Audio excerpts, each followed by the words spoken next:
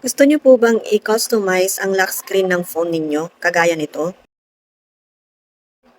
Sa mga interesado, tingnan po natin kung paano. Punta lang po tayo sa setting ng phone natin, tapos dito sa lock screen and wallpaper, and then lock screen settings. Tapos dito sa custom lock screen. So ito po yung time and date, pwede po nating ibahin yung style.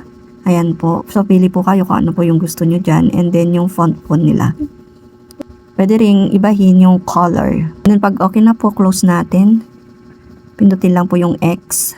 And then ito naman po sa signature ay yung text. Ayan po, pindutin natin yan. And then i-type na po natin yung gusto nating text. Yung same text din po ang ilalagay ko. Tapos yung font po nito, gumamit po ako ng font style app para po ibahin po yung color niya. Ayan, so i-copy ko lang. And then balik ako doon sa setting para i-paste. And kung okay na po, so pindutin lang po yung okay. And then close. Dito po sa left shortcut, pwede po nating ibahin kung ano yung ilalagay po natin. So bahala na po kayo niyan.